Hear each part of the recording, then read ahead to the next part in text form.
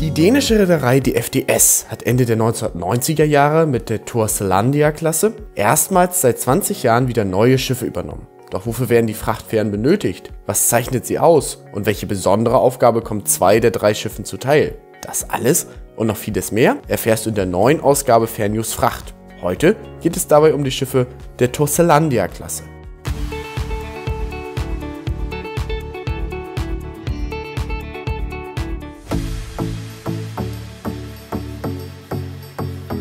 Am 30.04.1996 hat die dänische Reederei DFDS bei der italienischen Fincantieri-Werft in Ancona 3 neue Ro-Ro-Fähren bestellt.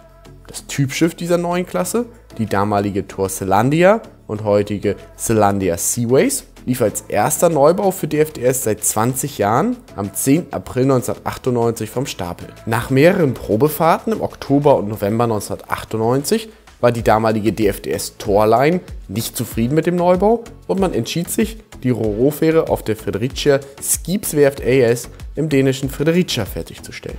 Am 3. März 1999 ging der Neubau schlussendlich auf der Verbindung zwischen dem schwedischen Göteborg und dem englischen Immingham in Dienst.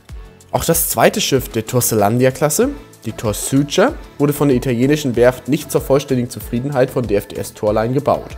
Nach dem Stapellauf am 11. September 1998 und den anschließenden Probefahrten im Mai und Juli 1999 entschied man sich dazu, das Schiff dennoch zu übernehmen und auf der dänischen Ørskosdulskibswerft AS in Frederikshavn fertigzustellen.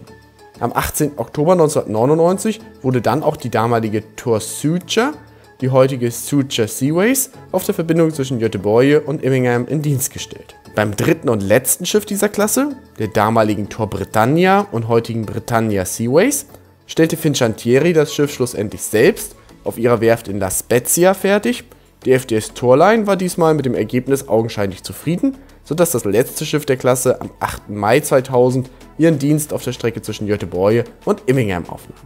Die 3 Neubauten verkürzten die Fahrzeit auf der von der Reederei als Anglo Bridge bezeichneten Verbindung zwischen Göteborg und Immingham von 36 auf 24 Stunden.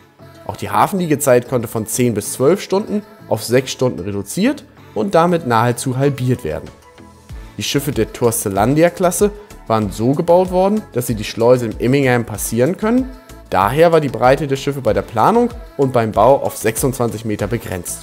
Die 3 Schiffe weisen somit eine Länge von 197,5 Metern und eine Breite von 25,9 Metern sowie eine Kapazität von 2800 Lademetern auf.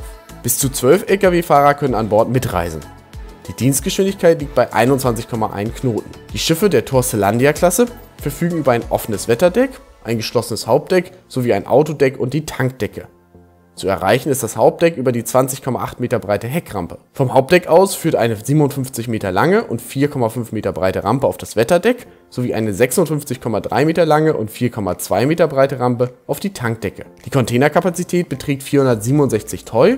Insgesamt stehen 75 Stromanschlüsse für Kühlcontainer oder Trailer mit temperaturgeführter Ladung zur Verfügung. Geladene Trailer und andere rollende Ladung kann mit einem halbautomatischen System gelascht werden, sodass ein Teil des sonst bei Ro-Ro-Schiffen üblichen Laschaufwandes entfällt. Die Sucha Seaways sowie die Britannia Seaways stehen den dänischen und den deutschen Streitkräften sowie den NATO-Partnern im Rahmen des von Dänemark initiierten ARC-Projektes für Truppen- und Materialtransporte zur Verfügung. Hierfür wurde eine zusätzliche 8 Meter breite Seitenrampe sowie ein Liebherrkran mit 26 Meter Auslage und einer Hubfähigkeit von 40 Tonnen an der Steuerbordseite installiert. Die Schiffe der Torselandia-Klasse sind heute im umfangreichen Frachtrouten-Netzwerk von DFDS unterwegs und verbinden eine Vielzahl unterschiedlicher Häfen. Unter anderem wird dabei auch die Verbindung zwischen dem norddeutschen Cuxhaven und dem ostenglischen Immingham oder zwischen Immingham und Esbjerg in Dänemark bedient.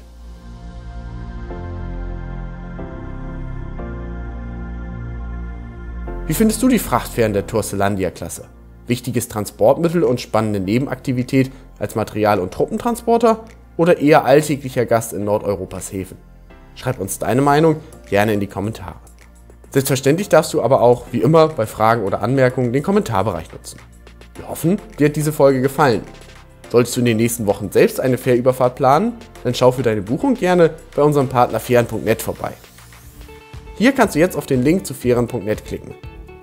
Ansonsten lass gerne noch ein Abo da. Wenn du noch etwas über eine ganz besondere Frachtfährenklasse mit über 25.000 Lademetern erfahren möchtest, können wir dir noch die letzte Ausgabe Fernnews Fracht empfehlen. Darin ging es um die Finn Breeze Klasse. Wir wünschen dir viel Spaß dabei und bis bald.